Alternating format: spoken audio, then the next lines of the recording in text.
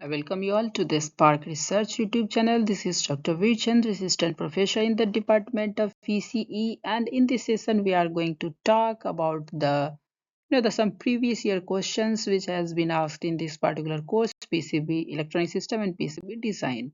Right, so here is the overview of this GATE syllabus. You can check it, and in this session, let's start to talk about the previous year question paper which has asked in GATE in the May 2025, the last year for this particular course. So first part, there will be the three different parts. So part A will contains the 20 MCQ, and you can see the examples, and so total marks will be of 75. So out of 75, 20 marks for MCQ. One example, you can check this in an N-type semiconductor. The majority charge carriers are, so the options will be given. Then the second part B type, the questions, you have to solve the five question. Each question will be of 8 marks, so total 40 marks. And part C will be of 15 marks, so you have to answer only one question.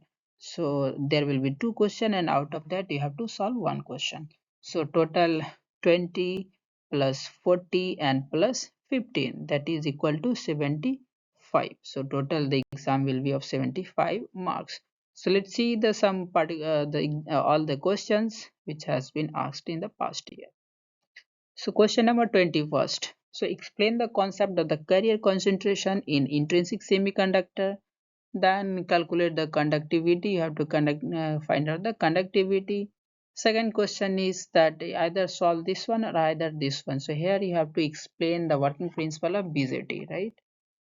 So what is this conductivity? So conductivity for your intrinsic materials, you can find the conductivity is equal to n e mu, right? So here mu is the mobility, n is the number of electrons, and e is the charge of that electrons. So you can use this equation to find out the conductivity for electron and hole both, right? For numerical questions, you can see here in that question, intrinsic carrier concentration is given, mobility is given, holes mobility, that is mu h, and charge of electrons, everything is given. So put the values here and you will get the conductivity, right? Second question, BZT related, right? So BZT structures, you can draw it like PNP, and then current you can find out, and characteristic also you can draw, right? So this is the output characteristic. So if you want to check all these in the details, you can go through the unit first content. And let me go ahead. So here is the second question. So 22. So explain the working principle of gun diode, and then the characteristic curve, everything about the gun diode, right? And then second question is the monolithic fabrication process, right? So let me talk. Here is the gun diode. So gun diode is nothing, your n plus n and n plus type of the devices. So gallium arsenide based n plus means very highly doped n plus, right? And the characteristic we can see here. So region first, the resistance will keep on the increasing, and in this region negative resistance is there. Further it will follow the normal diode characteristic, right?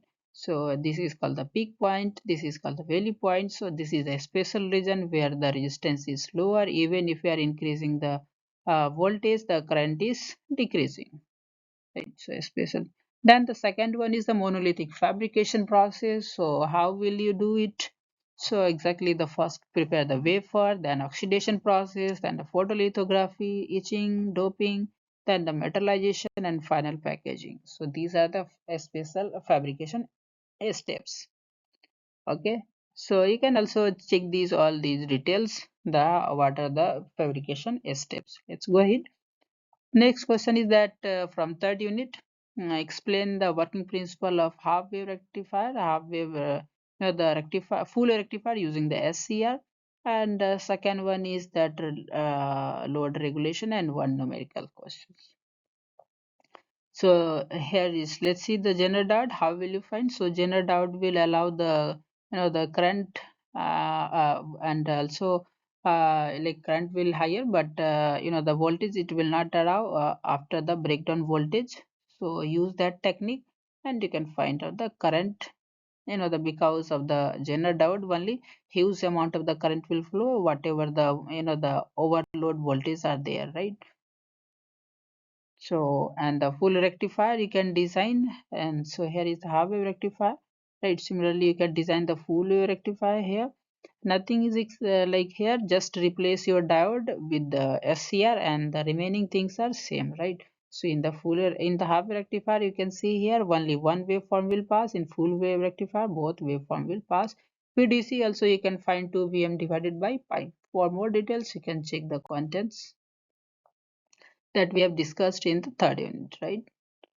Okay, so fourth unit, the question is from fourth unit, what are the mechanical design consideration for PCB and the so stress analysis? So mechanical design asking and the stress. Then the second question is that manufacturing PCB manufacturing question, right? So here is the mechanical design considerations. So mechanical design means what? Mostly you have to talk about the board size, the and then the position, where will you mount, then the like where will you fix, how will you fix the components, assembly process, then the installation of the board, method of cooling. So these are the important points. Stress analysis, why is it important? So because whenever the temperature difference is huge, or whenever you are putting the force over the the your PCB, so how will it behave? So all those things will affect the stress, right?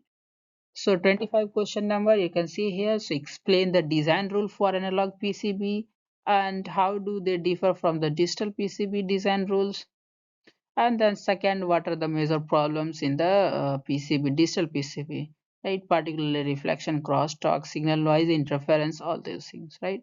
So here, like a major problem is due to the reflection, crosstalk. So reflection may be the whatever the the power is reflecting back. Because of that one only, your IC may not proper work.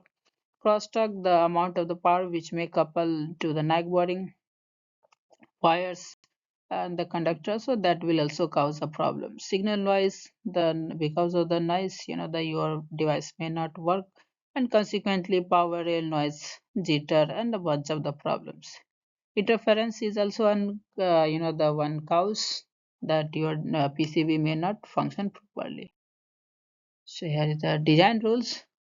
So analog, you can have the sub circuit when we are designing, and digital, that you can have a separate analog and digital, and then you can keep a one common ground, like that you can have the some rules. Okay, so here's the 26 number question.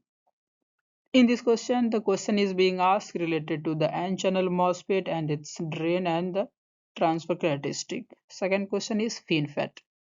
So here this is the FinFET. Here you can check the FinFET. Your drain source is there, and then this is the fin transistor. The fin gate is there. So you can schematic design is there. So what is the problem? So overcome the short channel effect in the MOSFET, we are developing the fin type of the FET, right? Because of a structure only, we are calling it a fin. Then next question is the related to the MOSFET current. So MOSFET design structure you can remember here. Substrate is there, then SiO2 layer is there, then the drain source and the gate is there, right? Current you can find out ID is equal to K VGS minus VTH whole square. These are the general one. Also you can check the derivation, how exactly the current we can derive. So for more details like how to derive it, you can check the contents from the first unit. So I have already discussed. Okay. Second, 27th last question is that related to the one numericals here. You have to find the DC voltage across the load, DC current flowing through the load, DC power delivered, PIV. So if you remember the VRMS, how to find that is the VP divided by N. Just put the formulas, right? Similarly, you can for half wave you can find the VRMS. You can also find like VM, that is peak, you can find using the VRMS into V of square root of 2, and you can find out the total resistance. Further you can find the VDC. VDC is twice of VM by pi. So we have already discussed all these formulas. You can check it and then use it here to find out. Okay, thank you. So play today, stay healthy tomorrow, and learn for a lifetime.